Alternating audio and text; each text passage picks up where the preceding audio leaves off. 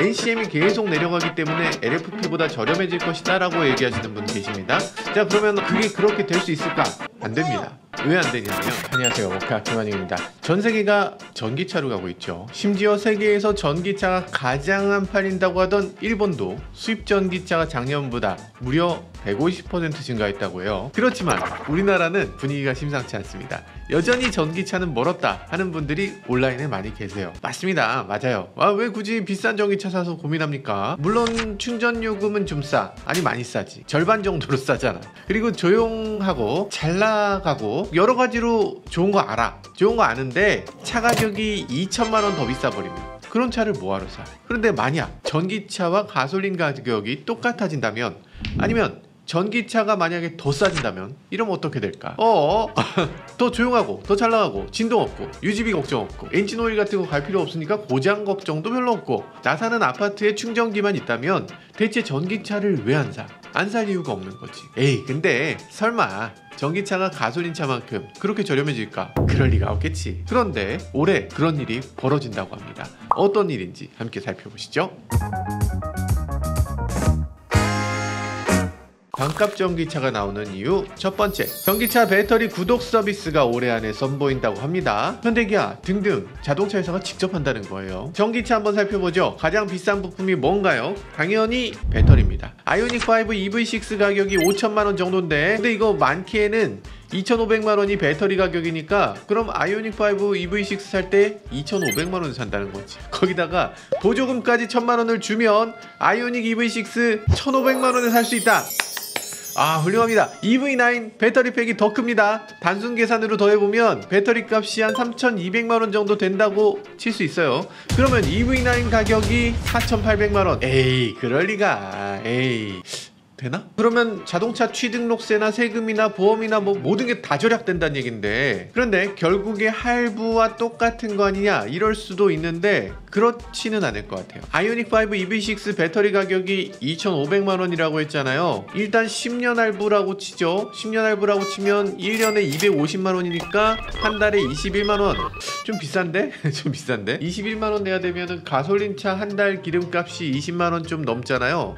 그러면 결국에 가솔린 값 정도 내는 거네? 그러면 전기차 가격 혜택이 없잖아. 그런데 이거는 할부가 아니고 구독이잖아요. 구독으로 한다는 건 뭐냐? 10년쯤 쓰고 나서 10년 후에는 반납한다는 거예요. 그러니까 제조사가 만약에 배터리를 다시 반납받는 걸 가정한다면 제조사는 주행거리에 따라서 구독료를 그 절반 이하로 책정할 수도 있습니다. 구독 서비스라는 건 전 세계 자동차 회사들이 다 하려고 하고 있는데요. 그 중에서 일찍 시작한 회사들도 있습니다. 베트남 회사 빈페스트 같은 경우는 이미 시작했는데, VF8 같은 경우는 월 160달러면 주행거리 무제한으로 해줍니다. 우리 돈으로 하면 딱 21만원인데 보통 사람들이 월 얼마 주행하지? 아마 어지간한 운전자들 월 1000km 탈 텐데 저는 500km를 채 못하거든요. 근데 500km를 주행하는 경우에 35달러, 그러니까 46,000원입니다. 그래서 10년 동안 타더라도 552만원. 와, 552만원이면 너무 싸잖아. 배터리 가격이 2,500만원을 빼준다고 했는데 550만원만 내면 되니까 2천만원이 절약되는 거죠. 그 대신에 10년 후에는 배터리를 반납해야 된다. 제조사는 이 배터리를 가져가서 재활용하겠다라는 겁니다. 내연기관 시대에는요, 제조사는 단순히 그냥 차를 만들고 그냥 가져가, 이 다음 난 몰라 빠이 이렇게 됐었지만, 이제는 단순하게 차를 공급만 하면 끝나는 게 아니라 운영하는 과정, 매각하는 과정까지 전부 관리해줘야 된다는 겁니다. 당연하지. 전기차를 팔고 충전은 나 몰라라 해도 안 되는 거고, 이 배터리를 구독을 했는데 이 배터리는 나 몰라요 이렇게 할 수도 없는 거고, 그렇기 때문에 차를 팔았고 관리해주고 나중에 되사는 것까지를 하기 위해서는 인증중고차가 필요한 거죠. 그렇기 때문에 현대기아 인증중고차가 생겼다고 볼 수 있습니다. 그래서 이 배터리 구독 시장, 이게 정말 될 건가 하실 수도 있는데 됩니다. 기아가 서울택시운송조합하고 같이 실증 사업을 하고 있다고 해요. 신한 이지손해보험도 함께 한다고 하네요. 그래서 실제로 어떻게 하느냐, 배터리 가격을 뺀 차량 가격으로 구매 시 지불할 수 있도록 하고, 배터리 값은 달달이 구독료를 내는 방식으로 이렇게 진행하고 있다고 합니다. 그거 하면 얼마에 팔리냐? 판매가가 4,755만원이었던 니로 플러스, 이 서비스 이용하면 보조금이 860만원 나오고요. 배터리 값이 2,100만원인데 요걸 제외하면 40% 정도 1795만 원이면 니로 플러스를 살 수 있다. 야, 니로 하이브리드가 2713만 원인데 아니 니로 하이브리드보다 1000만 원이 싸. 안 할 이유가 없네. 이게 지금 말이 되나 싶지만 실제로 하고 있는 거예요. 아, 여기 보험사는 왜 들어있냐고? 들어있을 수 있습니다. 왜냐하면 자동차가 만약에 사고 나서 전손 처리를 해야 되는 경우가 있을 수 있어요. 그러면 자동차 소유주는 택시회사잖아요. 근데 배터리 소유주는 제조사입니다. 기아차예요.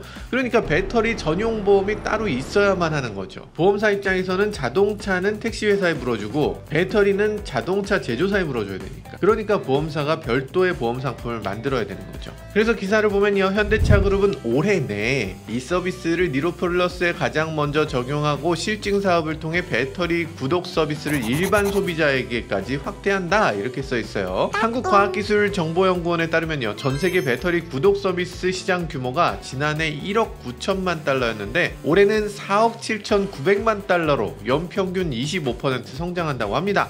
우리 돈으로 6천억에서 7천억 정도까지 올라간다는 거죠. 한 해.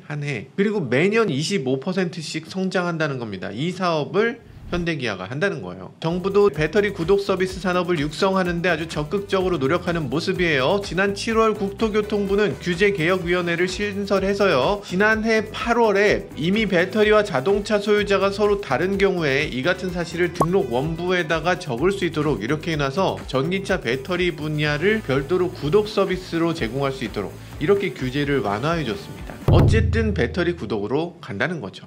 물론 여기서 오해하시는 분들이 계실 것 같습니다. 중국에서 배터리 구독이라고 해서 배터리를 빼서 다른 배터리로 갈아 껴주는 서비스도 있긴 합니다. 중국의 니오 같은 경우에 그런 식으로 했고, 요 얘기 나오면 또 중국에서 배터리가 바닥에 떨어졌다면서요 하시는데, 바닥에 떨어진 건 중국의 카오카오라고 하는 택시 서비스였고요. 그건 이제 막 시작한 정말 말도 안 되는 스타트업이고요. 니오는 열심히 잘 가고 있습니다. 어쨌든 배터리를 교환하는 서비스, 이건 당연히 구독이어야죠. 그렇지만 우리나라는 배터리를 교환해서가 아니라 그냥 배터리는 붙어 있지만 이 배터리는 내게 아니다 라고 정책적으로 만든다는 거예요. 그러니까 결국에는 이 배터리를 쓰다가 어느 순간에는 반납할 것이다, 2차 폐차할 때는 반납한다 라는 아이디어로 나왔다는 겁니다.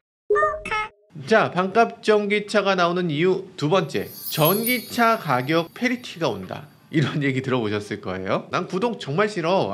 내 차가 내 차지. 무슨 그걸 뭘 남한테 반납해야 되고. 야, 나는 할부도 안 해. 자동차도 난 현금 박치기로 사는 사람이야. 이런 사람들한테는 사실 구독이 와닿지 않을 수 있죠.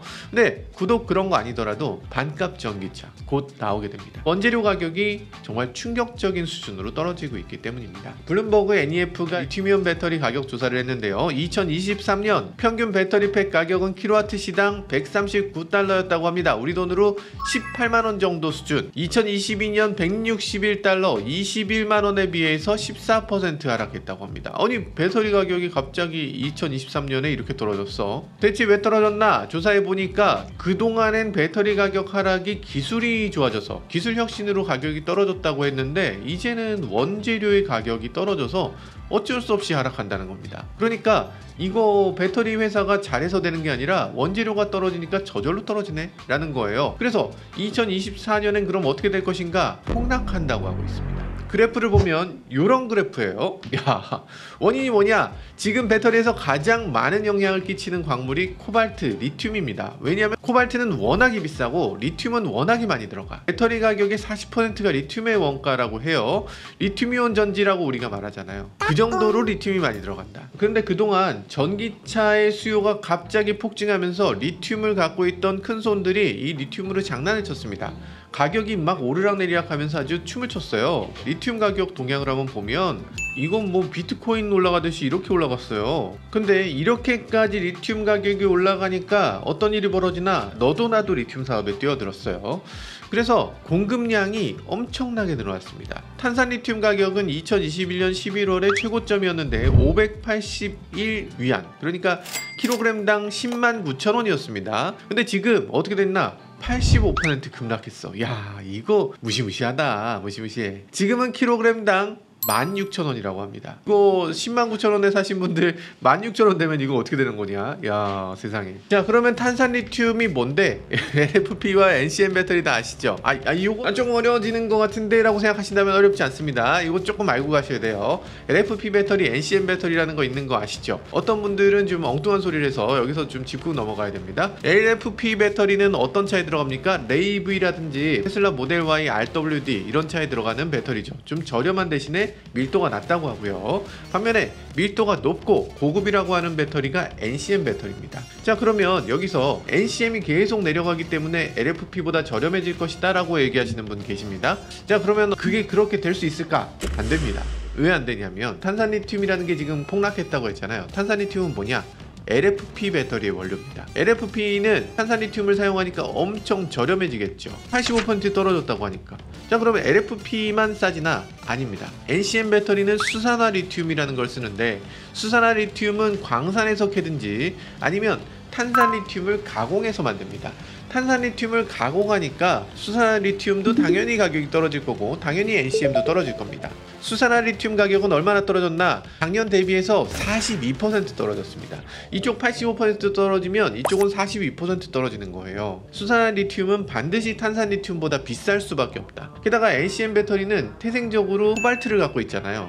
그러니까 이 LFP 배터리는 코발트 없이도 계속 생산할 수 있기 때문에 사실상 무제한 만들 수 있는 거고, NCM 배터리는 코발트량이 제한적이기 때문에 어느 정도 이상은 더 이상 만들어낼 수가 없는 한계가 있어요. 코발트가 희토류인데 희귀하다의 희를 써서 희토류죠. 그러니까 땅에 정말 얼마 없는 것들을 사용하는 게 NCM 배터리입니다. 그래서 가격에서 경쟁이 될 수가 없고 당연히 LFP가 더 저렴한 배터리입니다. 물론 밀도 같은 그런 품질에서는 NCM이 더 좋을 수 있어. 그만큼 귀한 광물 쓰고 희토류 썼고 그러면 당연히 더 좋아야지. 더 좋은 게 맞죠. 근데 가성비에서 또 지금 리튬 가격이 이렇게 떨어지는 상황에서 NCM 배터리에 비해서 LFP가 훨씬 더 빠르게 떨어진다. 이것만큼은 부인할 수 없는 사실이죠. 이 기본적인 사실을 왜곡해버리면 안 됩니다. 자, 그럼 가격이 어느 정도 떨어지냐? 중국의 전기버스 상용차 배터리 가격이 얼마가 됐냐? 킬로와트당 100달러 수준.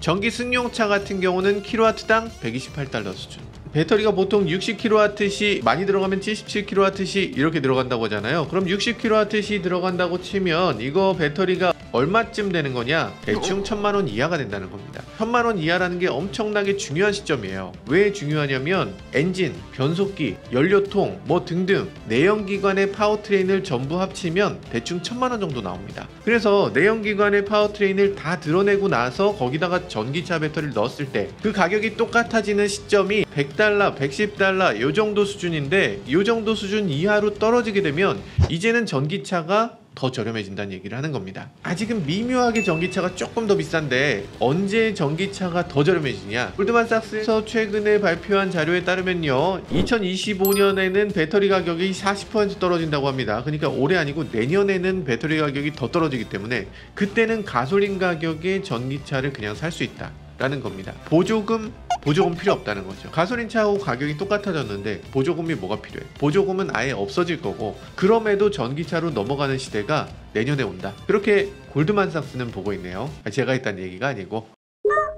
자, 반값 전기차가 나올 수밖에 없는 이유 세 번째, 각국의 규제치 이미 여러 번 말씀드려서 아마 보셨을 거예요. 2030년에 데드라인이 있는 나라도 있고 2035년에 데드라인이 있는 나라도 있습니다. 이때부터 아예 전기차 아닌 차는 팔 수가 없다 이렇게 얘기를 하는 나라들이 있어요. 에이, 설마 그렇게까지 하겠어? 라는 분들이 대부분인 것 같아요. 근데 그렇게 됩니다. 그렇게 돼요. 아니, 문제는 각국 정부가 전기차를 더 선호한다는 겁니다. 세계 시장 1위, 자동차 시장 1위가 어디예요? 미국입니까? 아닙니다. 중국이죠. 미국보다 무려 1000만 대를 더 팔아요. 그러니까 중국 시장이 너무나 압도적인 1위인데 중국은 지금 전기차 말고는 잘 된 게 없기 때문에 지금 중국 정부는 전기차를 강제적으로 하면 할수록 자기가 대단한 일을 한 것처럼 중국은 무조건 전기차로 갈 수밖에 없어요. 자, 그럼 2위 시장을 보죠. 2위 시장은 어디야? 미국이죠. 당연히 전기차를 더 선호합니다. 미국은 친환경 발전해야 되죠. 원자력 발전해야 되죠. 그런 것들에 힘을 쏟고 있는데 이거를 써먹어야 마땅하죠. 지금 뭐 미국에서 원자력 발전소 막 짓고 나면 거기서 나오는 게 석유입니까? 아니죠. 거기서 나오는 나오는 건 전기잖아. 그걸 써야죠. 게다가 미국의 GM, 포드, 크라이슬러 이렇게 빅3가 다 어려움을 겪고 있죠. 전 세계에서 힘을 못 씁니다. 가솔린 차는 그냥 망했구나 생각하는 거예요. 그런데 때마침 갑자기 등장한 게 있죠. 테슬라가 갑자기 세계 1위의 전기차 산업을 일으키고 갑자기 미국이 다시 그레이트하게 만들어줬잖아요. 미국 입장에서 우리가 전기차를 세계에서 가장 잘한다는 자부심이 있는데 근데 갑자기 전기차를 못 팔게 할까? 갑자기 전기차 별거 아니에요. 그냥 가솔린으로 돌아갑시다. 미국이 그렇게 할까? 전기차를 띄우면 띄울수록 미국이 더 그레이트해지는데? 자, 3위 시장 보죠. 유럽입니다. 독일 전통적인 내연기관 1등 국가죠. 그러면 야, 내연기관 계속 갈 수도 있겠네. 물론 그렇습니다. 근데 그 가솔린 어디서 가져옵니까? 독일도 기름 한 방울 나오지 않는 나라입니다. 대부분 유럽 국가 기름이 안 나와요. 전량 중동이나 미국에서 수입해야 됩니다. 요즘에는 가스 같은 거 러시아에서 수입해야 되잖아. 러시아에서 난 잠글 생각이 없었는데 가스프롬이 잠궜네. 미안. 이렇게 나오는데 그래서 에너지 가격이 막 천정부지로 올라가는데 여기서 내연기관을 계속 더 장려해야 될까? 반면에 전기 같은 경우는 어때요? 전기는 독일도 친환경으로 자체 생산하고 있죠. 프랑스 원전으로 자체 생산합니다. 영국도 자체 생산해요. 거의 모든 나라가 전기만큼은 자체 생산을 어쨌든 합니다. 자체 생산할 수 있는 전기가 있는데 왜 이걸 이 비싼 에너지 가격을 주고서 외국에서 사와야 되나? 오피넷을 보면 세계적인 자동차의 휘발유 가격을 보여주는데요. 우리나라 자동차 휘발유 가격이 요즘 싸니까 다른 나라도 그럴 거라고 생각하실 텐데 아닙니다. 우리나라 휘발유 가격이 엄청나게 싼 거예요. 우리나라 지금 전국 평균 1607원입니다. 다른 나라를 보죠. 그리스 2600원, 네덜란드 2800원, 덴마크 2900원, 독일 2600원. 그러니까 우리나라보다 무려 60%가 더 비싸요. 야, 이게 독일 같은 데는 우리보다 주행거리도 훨씬 길거든요. 지금 전 세계적으로 가격이 어마어마하게 뛰었기 때문에 이렇게 비싼 에너지를 수입을 해야 되는데 당연히 유럽의 전 국가들이 전기차로 넘어가는 걸 추진할 수밖에 없습니다. 네 번째 시장, 요즘 떠오른다는 인도 시장이 있죠. 인도 시장은 미세먼지, 이산화탄소 최악의 국가로 지금 어려움을 겪고 있죠. 전 세계에서 야, 너네 좀 그만 내뿜어야 되는 거 아니냐? 라고 얘기하고 인도는 인도 입장에서 야, 너네만 그렇게 앞서서 발전하고 그거 다 내뿜은 다음에 우리만 못하게 하면 어떡해? 라면서 서로 싸우고 있죠. 그럼에도 인도 입장에서도 경제적인 발전이 있고 세계의 정보를 같이 공유하다 보니까 아니 우리는 왜 오염된 땅에서 살아야 되는 거지? 우리도 뭔가 이제 친환경 해야 되는 거 아니냐? 라면서 친환경에 대해서 눈을 뜨고 있죠. 인도 같은 경우는 기존 자동차 제조사들에게 최신 자동차, 전기차 생산 시설을 인도에 지으라는 압박이 있어요. 전기차 시대인데 왜 너네가 노후된 옛날 자동차를 여기서 생산하려고 하고 있냐? 이러면서 압박을 하고 있습니다. 현대기아, 인도에서 벌금을 120억 넘게 냈다고 했잖아요. 국가들은 지금 내연기관을 판다는 이유만으로 자동차 파는 기업에다 벌금 아니면 세금 이런 걸 내도록 하는 정책을 이미 쓰고 있습니다. 미국도 현대기아에 9조 정도의 과징금을 내도록 하는 엄청난 페널티를 줄지 모른다는 그런 상황에 놓여있죠. 그리고 이유는 또 있습니다. 대부분 국가들 요즘 보호무역으로 바뀌게 되면서 내연기관에 대한 페널티를 줍니다. 너네들 우리나라에 공장 짓고 너네 이산화탄소 내뿜네. 이산화탄소 세계적으로 지금 안 좋다는 거 몰라? 야, 이렇게 안 좋으면 너네 뭔가 내야지. 우리나라에 차 팔 거면 돈 내! 라는 거예요. 물론 기후변화를 우려하기 때문인 거 당연히 있죠. 미세먼지 줄여야 되는 거 당연히 있습니다. 그런데 실리는 다른 곳에 있는 건지도 모르겠어요. 지금 각국에서 어떤 페널티를 주고 있냐? 미국 같은 경우 카페라고 해서 기업 신차 평균 연비 제도를 운영하기 시작했죠. 그게 가장 먼저 한 게 미국일 텐데 평균 연비가 계속 올라갑니다. 그래서 지금은 어느 정도냐? 49.4 mpg를 넘지 못하면 규제하게 돼 있어요. 그러니까 리터당으로 치면 21km/L를 넘지 못하면 벌금 냅니다. 21km/L라니. 아니 지금 우리나라에 21km/L 넘는 자동차가 있어요? 거의 없죠. 하이브리드 중에서도 한 대 넘을까? 그런데 이거 넘지 못하면 어떻게 되나? 예를 들어서 제네시스다. 그럼 연비가 10km잖아요. 연비 10km면 지금 21km/L에서 한참 부족하잖아. 그럼 대당 비용이 45만 7천 원을 내야 됩니다. 한 대 팔 때마다 45만 원씩 벌금을 내야 돼요. 모든 시장들이 다 이런 식으로 벌금을 매겨놨습니다. EU 같은 경우는 평균 이산화탄소 배출량이 95g/km로 돼 있어요. 1g당 14만 원. 와, 이건 너무 센데? 인도도 킬로미터당 이산화탄소 113g 미만으로 제약이 있습니다. 중국도 유럽과 똑같이 킬로미터당 95g의 제한을 걸고 있어요. 우리나라만 없나? 아닙니다. 우리나라도 있어요. 우리나라도 기여금 이렇게 하고 있는데 5 10대 중에 한 대는 반드시 전기차로 팔아야 됩니다. 18%.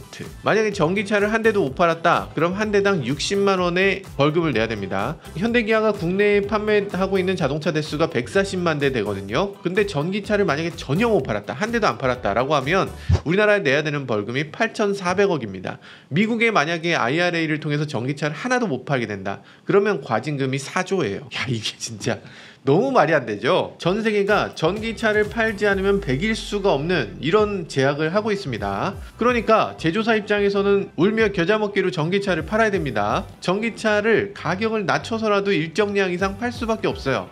벌금 내는 것보다 낫잖아. 국가 운영하는 입장에서는 외국 기업이 들어와서 여기서 돈을 막 벌어가는데 그들한테 벌금을 받아서 좋고 친환경으로 전환해서 좋은데 이걸 안 할 이유가 전혀 없죠. 설마 그 나라들이 그렇게까지 하겠어? 하시겠지만 경제적인 이유로 반드시 그렇게 됩니다. 자, 이런저런 이유로 전기차 가격은 확실하게 눈에 보일 정도로 떨어지게 될 것 같습니다. 근데 나는 언제 떨어질지 모르는 전기차 가격 떨어지는 걸 기다리느니 그 시간에 먼저 전기차 타서 잘 타고 다니다가 중고차로 팔겠다 하시는 분들도 계실 것 같아요. 어차피 지금은 보조금이라는 게 있잖아. 뭐 그게 답일 수도 있습니다. 근데 그것보다 더 중요한 건 흐름이죠. 아니, 대체 이 세상이 전기차 세상으로 가는 거냐 안 가는 거냐. 요즘 온라인에서 전기차에 대한 부정적인 얘기가 워낙 많아서 야, 요거 좀 애매하다, 전기차 시대 영영 안 오는 거 아니냐, 이런 분들 계신 것 같아요. 야, 사는 게 좀 꺼려진다, 이런 분들도 많은 것 같습니다. 자, 그래서 얼마 전에 조사한 결과를 살짝 보도록 하죠. 코리아 리서치를 통해서 이렇게 조사한 결과가 보도되기도 했는데요. 전기차 소유자 그리고 전기차 비소유자를 구분해서 조사를 했습니다. 그러면 아주 흥미로운 결과가 나타납니다. 전기차 비소유주는 전기차 화재가 난다거나 급발진한다거나 그래서 위험하다고 보는 비율이 무려 55%, 절반이 넘습니다. 와, 심각하죠. 근데 정작 전기차 소유주, 전기차 위험하다고 생각하는 사람은 24%에 불과합니다. 거의 80%는 전기차가 위험하다고 보지 않는 거죠. 이렇게 생각하는 걸 소유하지 않은 사람은 전혀 모르는 거죠. 전기차에 대한 긍정 반응, EV 보유자는 90%가 긍정합니다. 아니, 전기차 타보니까 너무 좋아요 라는 사람이 무려 90%. 90%가 긍정하는 물건은 거의 없습니다. 아이폰 같은 것도 긍정 비율이 90%가 안 돼요. 그래서 90%라는 이 놀라운 수치를 보여주는데 비보유자, 전기차에 대한 긍정 반응 60%에 그치고 있습니다. 그러니까 차이가 상당한 거예요. 그런데 놀라운 점이 있습니다. 전기차의 긍정적이든 부정적이든 이 둘 다 똑같이 7년 후면 전기차가 내연기관만큼 보편화될 거라고 보고 있습니다. 우리나라 운전자들 보통 자동차를 교체하는 주기가 6, 7년 정도 되는데, 그런데 좋든 싫든 내가 다음 차는 전기차로 가겠다, 전기차에 대해서 부정적이더라도 어쨌든 미래는 전기차다, 이렇게 생각하시는 것 같습니다. 이걸 어떻게 빗대보면 좋을까 생각해보면 이런 것 같습니다. 요즘 산타페 보면 아예 디젤이 단종됐잖아요. 불과 3년 전만 해도 이렇지 않았습니다. 소렌토 산타페, 이건 당연히 디젤로 사는 거였어요. 옛날에는 몰랐는데 요즘 디젤 타보면 와, 진동소음 이걸 내가 어떻게 탔지? 이런 느낌이 들잖아요. 디젤은 좀 낡은 기술인 것 같고 환경도 오염시키는 것 같고 소음 진동도 왠지 이게 너무 큰 것 같아. 아니, 디젤 인기가 이렇게 빨리 사그라들 수가 있나? 디젤에 대해서 이렇게까지 사람들이 막 혐오하듯이 이렇게 할 필요가 있나? 라는 생각이 들지만 그게 바로 내연기관의 미래 모습입니다. 자동차를 사면 10년은 타죠. 그런데 신차 대부분이 전기차로 완전히 전환되는 시기에 그때 내연기관 사는 게 맞는 건가? 사실 생각해보시면 원래 담배 끄는 사람들이 담배 피는 사람들 보고 가장 많이 손가락질합니다. 그죠? 내연기관에서 전기차로 전환하는 사람들 대부분이 내연기관 타는 사람들을 보고서 흉보게 될 겁니다. 조금만 생각해보면 그냥 답이 있어요. 전기차는 더 편리하고 더 깨끗하고 더 조용합니다. 그래서 소형차일수록 더 저렴한 차일수록 전기차로 전환하게 되면 정숙함이나 역동성이나 이런 것들이 더 크게 작용하게 됩니다. 그리고 젊은 사람일수록 새로운 것을 선호하는 사람일수록 더 전기차를 선호하게 되겠죠. 우리가 주유의 불편함을 잊고 있어서 그렇지 사실 전기가 더 편리하다, 이건 두말할 나위 없이 명백한 사실입니다. 역사는 절대로 거꾸로 흐르지 않습니다. 갑자기 증기기관이 발전해서 세상을 막 바꿔놓는다, 이런 일이 없는 것처럼 내연기관이 갑자기 발전해서 전기차를 뒤집어 버린다, 이런 일은 일어날 수가 없어요. 전기차에 아무리 부정적인 사람도 100년 뒤의 미래는 전기차밖에 없다는 거 그냥 당연히 받아들입니다. 이 조사 결과만 해도 그렇잖아요. 7년 뒤에 전기차로 전환한다고 생각하는데, 게다가 전기차 가격이 계속 하락하잖아요. 전기차 가격이 이렇게 하락했을 때 과연 가솔린 차를 선택하는 사람들이 있을까? 전기차 시대 곧 맞이하게 될 텐데 막연히 거부하기보다는 10년 후에 사람들이 뭘 타게 될지 한 발 앞서서 살펴보고 준비하는 자세가 필요하다는 생각이 듭니다. 지금까지 저는 모카 김한용이었습니다. 감사합니다.